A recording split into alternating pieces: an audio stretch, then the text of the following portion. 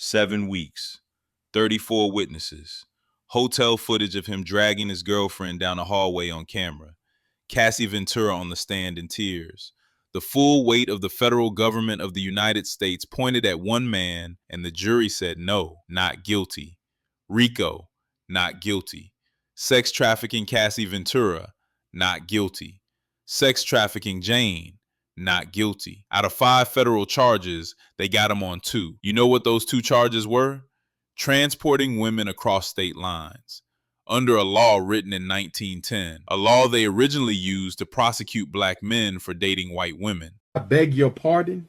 I beg your pardon. That's the law that brought down the biggest mogul in black music history, not the freak-offs, the hotel footage, or the 30 years of silence from everyone who was in that room. Law older than jazz. And now, while he sits in a federal prison in New Jersey on that 1910 conviction, LAPD has already packaged 2 separate criminal cases and handed them straight to the LA District Attorney. Two sets of criminal evidence they believe are solid enough to put him back in a courtroom. And this week, a new civil lawsuit landed from a famous child actor, alleging that back in 2007, Diddy used a Hollywood industry networking event to pull him into a back room. And the talent agency that sent that child to that party without a single chaperone is named in that lawsuit too, because it was never just one man, it was a machine, and the machine is still running. Let me give you the scorecard, because most people got the headlines, but not the actual numbers. 5 federal charges. The government spent 7 weeks building their case. 34 witnesses took that stand. The prosecution went through Cassie's testimony about freak-offs, about being kicked off a yacht in Cannes, about threats and drugged drinks, and a decade of control. They played the hotel surveillance footage from 2016, the one where you can see him grabbing her, throwing her, dragging her down the hallway. The defense called 0 witnesses. Diddy never took the stand. And then the jury came back. Count 1, RICO, not guilty. Count 2, sex trafficking Cassie Ventura, not guilty. Count 4, sex trafficking Jane, not guilty. They got him on counts 3 and 5, both Mann Act violations. The Mann Act, a law from 1910 that was written to stop what they called the white slave traffic, which in practice meant criminalizing black men for crossing state lines with white women. Jack Johnson, the first black heavyweight champion of the world, was prosecuted under this exact law in 1913 for his relationship with a white woman. That is the statute. That's what finally landed Diddy, not 30 years of documented behavior or the hotel footage that existed for 8 years before anyone acted on it, and not the most sophisticated racketeering prosecution the Southern District of New York could build. A 115-year-old law about moving people across state lines. It's the biggest piece of dog shit. Now here's what most people skipped. The RICO charge, the one that could have put him away for 20 years, required the jury to agree he committed at least 2 predicate crimes that formed a pattern of organized criminal behavior. They couldn't get there. 7 weeks of testimony, and they couldn't unanimously agree that Bad Boy Records was a criminal enterprise. Think about that for a second. And then at sentencing, the judge gave him 50 months. The prosecution asked for 135 months.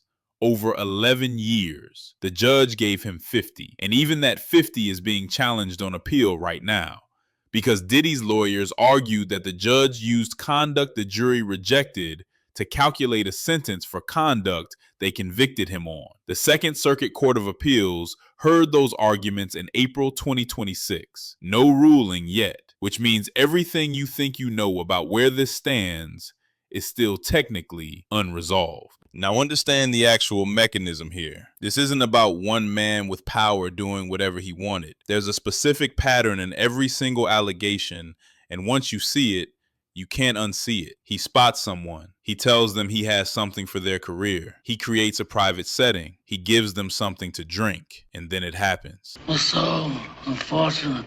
So unnecessary. This week, a civil lawsuit landed in Los Angeles Superior Court from a male John Doe, a famous child actor whose career started in 2004.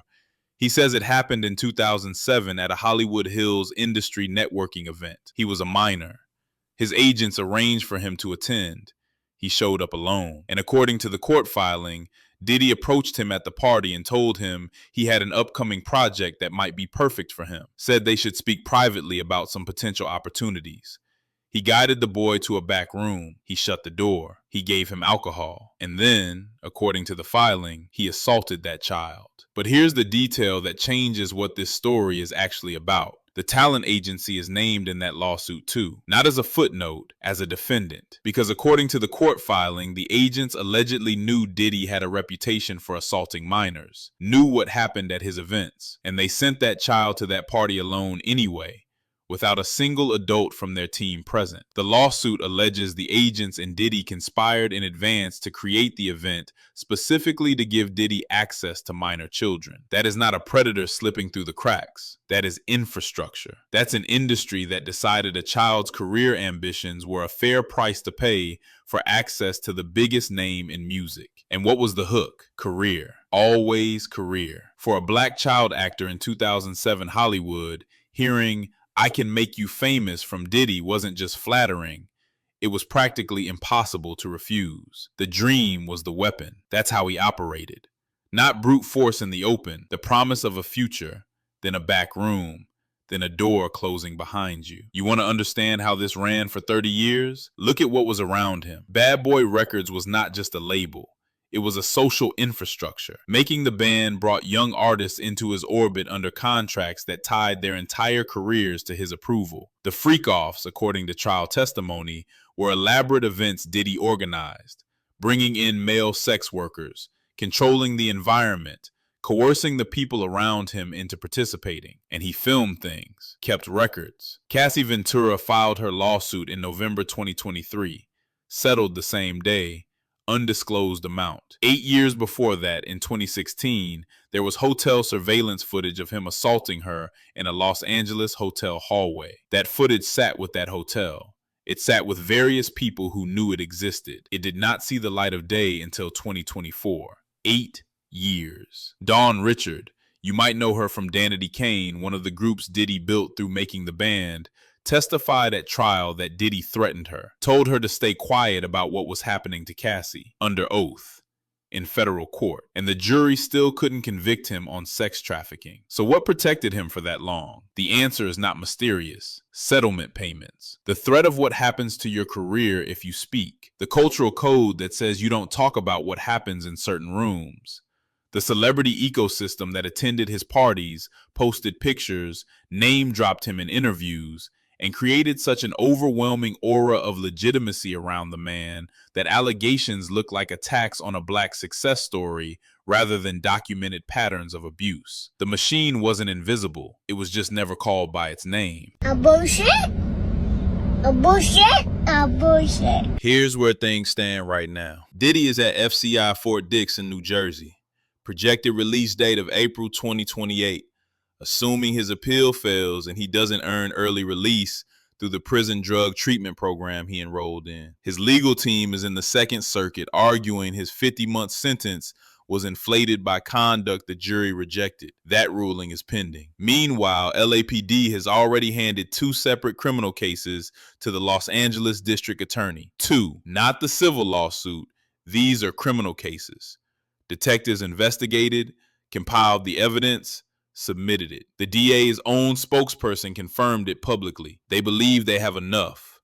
They're moving forward. And there's another case. A publicist named Jonathan Hay filed a police report in September 2025 claiming Diddy sexually assaulted him twice, once in 2020 and once in 2021, during music sessions connected to Christopher Wallace's legacy, Biggie Smalls. The sessions were being done with Biggie's son, CJ Wallace. And according to Hay, Diddy used those sessions as cover. Think about that for a moment. The man who called himself Biggie's best friend, who built Bad Boy Records on Biggie's catalog, who gave the eulogy, who turned Biggie's death into a decades-long brand identity. He allegedly used sessions with Biggie's own son as the setting to assault someone. That's not just a legal allegation. That is a desecration. And if it holds up, it's the most devastating receipt in this entire file. His lawyer's response to all of this called it false and ridiculous. Said the accusers are just people trying to get in on what they called the money gravy train. That's the same response they gave to Cassie, the same response they gave to the hotel footage. Y'all know what's going on, and so do I. At some point, the pattern of what gets called ridiculous becomes the evidence itself. Now here's something worth sitting with. The Epstein files dropped. Names on there. Powerful men. Connected men. Men who crossed state lines and crossed oceans and built their own infrastructure around the same kind of access Diddy is now facing multiple criminal reviews for. Most of them are still having dinner tonight. Most of them haven't seen a deposition, let alone a courtroom. But Diddy, who has already been convicted, already sentenced, already sitting in federal prison, is simultaneously facing a Second Circuit appeal, 2 criminal cases submitted to the LADA, a new civil lawsuit from a child actor, and the Hay case, all at once, while already incarcerated. Now, I am not saying that to defend Diddy. He did what he did. The hotel footage is real. Cassie's testimony is real. 30 years of documented behavior doesn't evaporate because a jury couldn't clear the RICO threshold.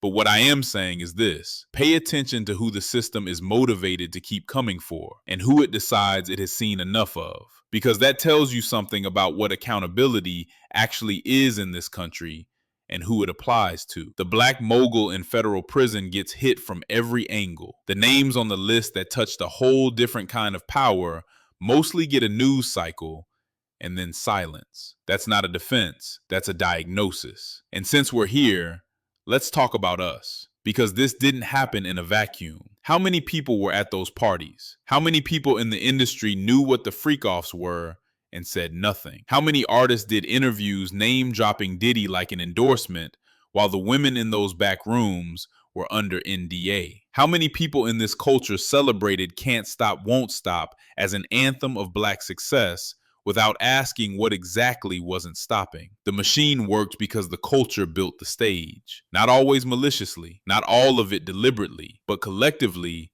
we elevated a man to a level where accusation looked like hatred and accountability looked like betrayal of black excellence. And here's the part that stings. The same dream he weaponized on that child actor in 2007, I can make you famous, that dream wasn't something he invented. He found it in us, in what we said success looked like, in what we told our kids to chase. He just pointed it at people who had no other options and locked the door behind them. That's the receipt this whole case leaves us with. Not just what one man did, what a culture built around him that made it work for 30 years. And if we're serious about accountability, it doesn't just live in that federal prison in New Jersey. Some of it lives in the conversations we never had about who was untouchable and why. Drop your thoughts in the comments. I want to know, do you think what happened to Diddy is real accountability for 30 years of this, or just the tip of something nobody is actually ready to dig into? Check out the video on your screen right now. I'll see you on the next one.